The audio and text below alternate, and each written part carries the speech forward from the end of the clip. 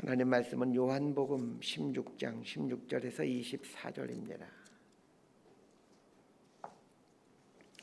요한복음 16장 16절에서 24절까지 말씀 번갈아 가면서 읽습니다. 제가 먼저 읽겠습니다. 조금 있으면 너희가 나를 보지 못하겠고 또 조금 있으면 나를 보리라 하시니 제자 중에서 서로 말하되 우리에게 말씀하신 바 조금 있으면 나를 보지 못하겠고 또 조금 있으면 나를 보라 하시며 또 내가 아버지께로 감이라 하신 것이 무슨 말씀이냐 하고 또 말하되 조금 있으면이라 하신 말씀이 무슨 말씀이냐 무엇을 말씀하시는지 알지 못하노라 하거늘 예수께서 그 묻고자 함을 아시고 이르시되 내 말이 조금 있으면 나를 보지 못하겠고 또 조금 있으면 나를 보리라 하므로 서로 문의하느냐 내가 진실로 진실로 너희에게 이르노니 너희는 곡하고 애통하겠으나 세상은 기뻐하리라 너희는 근심하겠으나 너희 근심이 도리어 기쁨이 되리라 여자가 해산하게 되면 그때가 이르렀으므로 근심하나 아기를 낳으면 세상에 사람 난 기쁨으로 말미암아 그 고통을 다시 기억하지 아니하느니라 지금은 너희가 근심하나 내가 다시 너희를 보리니 너희 마음이 기쁠 것이요 너희 기쁨을 빼앗을 자가 없으리라 그날에는 너희가 아무것도 내게 묻지 아니하리라 내가 진실로 진실로 너희에게 이르노니 너희가 무엇이든지 아버지께 구하는 것을 내 이름으로 주시리라 24절 함께 읽습니다. 지금까지는 너희가 내 이름으로 아무것도 구하지 아니하였으나 구하라 그리하면 받으리니 너희 기쁨이 충만하리라 아멘. 예수님은 잡히시기 전에 제자들에게 계속해서 당신이 잡혀 죽게 된다라는 것을 말씀하십니다. 그럼에도 제자들은 예수님이 죽게 된다라는 말의 의미를 이해하지 못합니다. 예수님이 제자들에게 반복해서 자신의 죽음을 말씀하시는 것은 예수님 당신을 위해서가 아니라 제자들을 위해서였습니다. 예수님이 돌아가시게 되면 누구보다도 당황하게 될 사람들은 제자들입니다. 그런 제자들을 위해 예수님은 반복해서 당신의 죽음을 말씀해 주셨던 것입니다. 예수님께서 당신의 죽음에 대해 반복해서 말씀하신 또 하나의 이유는 인간의 가장 근본적인 문제가 이 죽음의 문제이기 때문입니다. 인간에게 있어서 죽음의 문제는 가장 어떤 궁극적인 질문이고 궁극적인 어떤 문제이죠. 지금 우리가 얼굴과 얼굴을 맞대며 살고 있지만 언젠가는 반드시 이 땅에서 헤어짐을 경험할 수밖에 없습니다. 그것은 아무리 사랑하는 가족일지라도 또 자식과 부모가 아니라 할지라도 예외가 없습니다. 예수님은 당신의 죽으심을 통해 죽음에 대해 바른 이해를 하기를 원하셨습니다. 사람들은 죽음을 두려워합니다. 죽음이 두려운 이유는 죽음이 격리라고 생각하기 때문입니다. 죽기 전까지는 껴안고 잘 수 있지만 죽는 순간 아무리 사랑했던 사람이라 할지라도 껴안고 하룻밤을 지낼 수는 없습니다. 생명보다 소중한 자식이기에 살아있는 동안에는 뼈가 으스러지도록 껴안아주지만 시체가 되는 순간부터는 아무리 생명 같은 자식이라 할지라도 껴안고 잘 수 없습니다. 거기서 끝나는 게 아닙니다. 시체는 머지않아 무덤 속으로 혹은 화장처의 재로 사라지게 됩니다. 세상으로부터 영원히 단절되게 되죠. 그러나 죽음이 정말로 세상과의 영원한 단절일까요? 사람들은 부모님이 돌아가신 날을 기억해 제사를 드리거나 혹은 추모 예배를 드립니다. 제사를 드리거나 추모 예배를 드리는 것은 단절되지 않았다라는 증거가 됩니다. 사람이 이런 존재입니다. 동물들은 죽은 날을 기억해서 제사를 드리거나 추모 예배를 드리지 않지만 사람은 방법과 모양은 다를지라도 이 망자의 기일을 기념하고 있습니다. 그렇게 아무로 죽음 이후에 새로운 삶을 살고 있음에 대한 그 무언의 확신을 하고 있는 거죠. 예수님께서는 죽음에 대해 왜곡된 생각을 갖고 있는 제자들에게 이 죽음에 대한 바른 관점을 가르쳐 주고 싶어 당신의 죽음에 대해 반복해서 말씀하십니다. 이 죽음에 대한 바른 이해를 갖고 사는 게 너무 중요하기에 예수님은 우리에게 죽음이 무엇인지를 알려주시기 위해서 당신의 죽음을 앞두시고 죽음에 대해서 반복적으로 말씀해 주신 건 아닌가라는 생각이 들었습니다. 자, 16절에서 21절까지 말씀 함께 보겠습니다. 시작. 조금 있으면 너희가 나를 보지 못하겠고 또 조금 있으면 나를 보리라 하시니 제자 중에서 서로 말하되 우리에게 말씀하신 바 조금 있으면 나를 보지 못하겠고 또 조금 있으면 나를 보리라 하시며 또 내가 아버지께로 감이라 하신 것이 무슨 말씀이냐 하고 또 말하되 조금 있으면이라 하신 말씀이 무슨 말씀이냐 무엇을 말씀하시는지 알지 못하노라 하거늘 예수께서 그 묻고자 함을 아시고 이르시되 내 말이 조금 있으면 나를 보지 못하겠고 또 조금 있으면 나를 보리라 함으로 서로 문의하느냐 내가 진실로 진실로 너희에게 이르노니 너희는 곡하고 애통하겠으나 세상은 기뻐하리라 너희는 근심하겠으나 너희 근심이 도리어 기쁨이 되리라 여자가 해산하게 되면 그때가 이르렀으므로 근심하라 아기를 낳으면 세상에 사람 난 기쁨으로 말미암아 그 고통을 다시 기억하지 아니하느니라. 예수님께서 제자들에게 당신이 곧 죽게 된다라고 말씀하십니다. 그런데 예수님은 당신이 죽는다라는 표현을 쓰질 않습니다. 아버지 집으로 간다 혹은 내가 떠나간다 이런 표현을 쓰십니다. 이것은 죽음에 대한 바른 이해를 제자들에게 가르쳐주고 싶었기에 이런 표현을 쓰신 것 같습니다. 이 죽음을 영원한 단절과 격리로 이해하지 않고 아버지 집으로 가는 것, 아버지 집으로 떠나는 것 이렇게 말씀해 주십니다. 그러면서 예수님은 조금 있으면 너희가 나를 보지 못하겠고 또 조금 있으면 나를 보리라. 참 이해하기 어려운 말씀을 하십니다. 제자들이 이 말이 무슨 말인지 이해를 하지 못합니다. 왜 제자들이 예수님의 이 말씀을 이해하지 못했을까요? 예수님이 죽으실 것이라는 생각을 전혀 하지 못하기 때문이고 또 죽으신 지 3일 만에 부활하실 것이라는 것을 전혀 생각하지 못하기 때문입니다. 우리 한국 사람들은 영어를 오랫동안 배우지만 외국 사람을 만나면 벙어리가 되는 사람들로 유명합니다. 똑같은 외국 사람과 대화할지라도 얼굴을 맞대고 하는 대화와 전화로 대화할 때는 차이가 납니다. 전화로 상대방의 말을 바로 이해할 수 있고 대화할 수 있다라면 그거 상당한 실력입니다. 왜냐하면 상대방이 어떤 상황에서 무슨 말을 할지 전혀 예측하지 못하기 때문입니다. 반면에 만나서 대화할 때는 이게 무슨 말인지 좀 쉽게 이해가 됩니다. 이 상황이 어떤 상황인지를 알고 있기에 또 무슨 일 때문에 내가 이 사람과 만나고 있는지를 알고 있기에 그리고 그 사람의 얼굴 표정, 손짓을 보면서 이거 대화할 수 있기 때문에 대화하기 때문입니다. 제자들이 예수님의 말씀을 못 알아듣는 것은 지금의 이 상황이 어떤 상황인지를 전혀 감지하지 못하고 있기 때문에 그렇습니다. 예수님이 잠시 후에 잡혀 죽게 되는데 제자들은 이것을 꿈에도 생각하지 못하고 있기에 예수님의 이 말씀 잠시 후면 잠깐 후면 조금 있으면 이런 말을 이해하지 못하는 겁니다. 그러나 평상시에 빈말을 하지 않는 예수님이시기에 제자들은 예수님의 말을 들으면서 이게 무슨 말인지는 잘 모르겠지만 말씀하신 내용이 심상치 않기에 지금 근심하고 있는 겁니다. 더군다나 예수님께 질문하기도 좀 어려운 그런 분위기인 것 같습니다. 이때 예수님께서 제자들의 이 근심을 아시고는 당신의 말씀을 설명해 주십니다.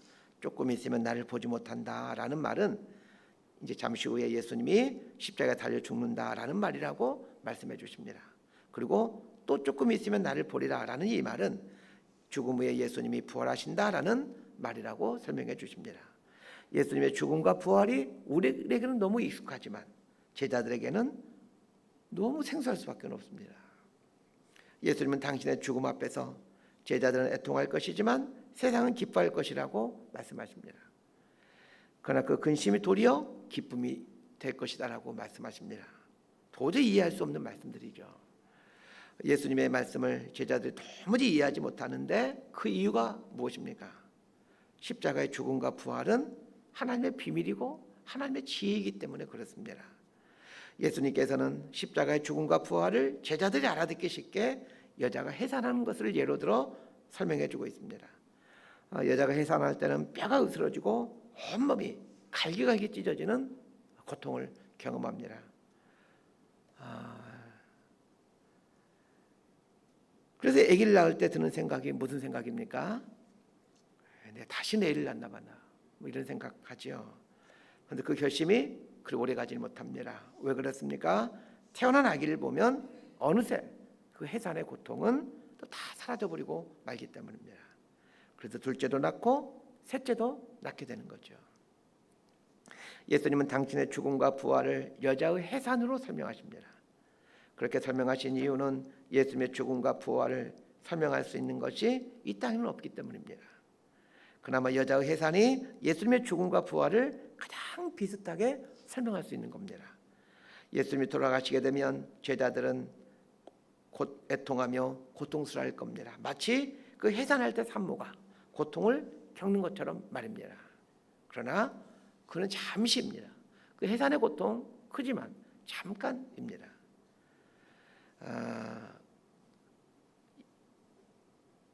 예수님이 돌아가시게 되면 제자들은 이제 애통하고 고통스러울 것이지만 이 잠깐 동안만 그 고통을 겪게 되는데, 왜냐하면 예수님이 곧 부활하실 것이기 때문입니다. 자, 22절 말씀을 함께 보도록 하겠습니다. 시작. 지금은 너희가 근심하나 내가 다시 너희를 보리니 너희 마음이 기쁠 것이요 너희 기쁨을 빼앗을 자가 없으리라. 이 해산한 여자가 해산한 동안에 큰 근심과 고통을 겪게 되지만 출산 후에는 기뻐할 수 있는 이유는 생명을 보았기 때문입니다. 그 생명을 보는 기쁨이 참 설명할 수 없을 만큼 크죠. 그런데 출산하는 순간 그 여인에게 말할 수 없는 기쁨을 주었지만, 여러분 그 기쁨이 얼마나 갑니까? 그 생명을 태어난 순간 산모든 여자분들 다 아실 겁니다. 그 참 기쁨이 되죠. 근데 그 기쁨이 또 얼마나 갑니까? 아이가 자라면서 아프기도 하고 때를 쓰기도 하고 말썽을 부립니다. 그때 그 부모들은 속이 상해서 서로를 향해 뭐라고 말을 합니까? 도대체 누구 닮아서 저런지 모르겠다 말하죠. 자식의 출생 앞에서 그렇게 기뻐하던 부모가 얼마 지나지 않아 그 자식 때문에 서로를 비난하기도 하고, 또 자식 때문에 눈물 지는 이유가 무엇입니까? 그 아이의 생명은 유한한 생명이기 때문입니다. 자식에게 있는 생명은 온전치 못한 생명이기 때문입니다. 육체는 호흡하고 있지만 실은 죄로 물든 오염된 생명 아니겠습니까? 그러게 그 생명은 부모에게조차도 근심과 고통을 안겨줍니다. 그래서 예수님의 죽음과 부활은 해산한 여인과 그 출산으로 설명하기는 사실은 부족합니다. 다만 예수님께서 해산한 여인의 출산으로 설명하신 것은 그나마 이 해산과 출산이 예수님의 죽음과 부활을 가장 잘 설명해 줄 수 있는 사건이기 때문입니다. 사람의 생명이 잠시는 기쁨을 줄 수 있으나 유한하고 또 오염된 생명이기에 영원한 기쁨을 줄 수 없다라고 제가 위에서 말씀드렸습니다. 그러나 예수님의 부활은 그렇지 않습니다. 22절에 보니까 예수님의 부활은 제자들에게서 기쁨을 빼앗을 자가 없으리라 라고 말하고 있습니다. 이 말은 무슨 말입니까? 영원한 기쁨이 된다라는 말입니다. 어떻게 주님의 부활이 영원한 기쁨이 될 수 있습니까? 주님의 부활은 영원하고 완전한 생명이기 때문입니다. 다시 죽게 되는 그런 부활이 아니게 영원한 생명이 되고, 영원한 생명이기에 영원한 기쁨이 되는 겁니다. 그래서 이 기쁨을 경험한 제자들은 죽음도 두려워하지 않고 감옥도 두려워하지 않고 이 부활하신 예수님을 전하게 되지 않습니까? 자, 23절과 24절 말씀 함께 봅니다. 시작. 그날에는 너희가 아무것도 내게 묻지 아니하리라. 내가 진실로 진실로 너희에게 이르노니 너희가 무엇이든지 아버지께 구하는 것을 내 이름으로 주시리라. 지금까지 너희가 내 이름으로 아무것도 구하지 아니하였으나 구하라. 그리하면 받으리니 너희 기쁨이 충만하리라. 주님께서 그날에 너희가 아무것도 내게 묻지 아니하리라 라고 말하고 있습니다. 자, 그날에는 어떤 날입니까? 예수님이 부활한 날이요, 제자들이 그 부활을 경험한 날입니다. 왜 주님이 부활한 날에는 아무것도 묻지 아니한다 라고 말하고 있습니까? 영원한 생명이 무엇인지를 보게 되었고 깨닫게 되었기 때문입니다. 주님의 부활을 보면서 이게 영생이구나, 이게 천국의 삶이구나 온인격으로 깨닫게 되기 때문입니다. 그런데 주님께서는 그날엔 너희가 아무것도 내게 묻지 아니하리라 이 말씀을 하시고는 갑자기 내가 진실로 진실로 너희에게 이르노니 너희가 무엇이든지 아버지께 구하는 것을 내 이름으로 주시리라. 갑자기 또 기도에 대한 말씀으로 전환하십니다. 주님의 부활에 대한 감격과 이 기도는 또 무슨 연관을 갖고 있는 것입니까? 이것은 주님의 부활의 감격을 경험하는 사람, 즉 영원한 생명의 감격을 누리는 사람은 하나님께 기도하는 사람이 된다라는 말입니다. 뭘 기도하게 될까요? 두말할 것 없이 영원한 생명을 구하는 기도를 하게 됩니다. 예수님이 소유하고 있는 그 영원한 생명을 구할 수밖에 없게 됩니다. 우리가 예수님의 죽음과 부활을 믿게 될 때 예수님으로부터 흘러나오는 이 영원한 생명을 갈망하게 됩니다. 주님의 부활과 죽음과 부활을 알지 못하면서 영원한 생명을 소망하고 있다는 것은 그건 앞뒤가 안 맞는 말입니다. 주님의 십자가의 죽음과 부활의 비밀을 알게 된 사람은 반드시 부활하신 주님 안에 있는 그 영원한 생명을 갈망하게 됩니다. 예수님은 그 영원한 생명을 하나님께 구하라 라고 말씀하십니다. 그럼 하나님은 주실 거고 그 영원한 생명으로 인해 기쁨이 충만하게 된다 라고 말씀하십니다. 모든 사람은 반드시 죽게 됩니다. 예수님이 십자가에 달려 죽으시죠. 예수님의 십자가 죽음은 모든 인간은 죽게 된다는 것을 말해주고 있는 것 같습니다. 그러나 예수님이 십자가에 달려 죽으시지만 부활하십니다. 우리도 부활합니다. 그러나 어떤 사람이 이 부활의 감격, 부활이 주는 영원한 생명의 기쁨을 누릴 수가 있습니까? 예수님의 십자가 죽음의 의미와 부활의 의미를 깨달아 예수님을 구주로 고백하는 사람에게 이 부활의 기쁨과 감격이 주어집니다.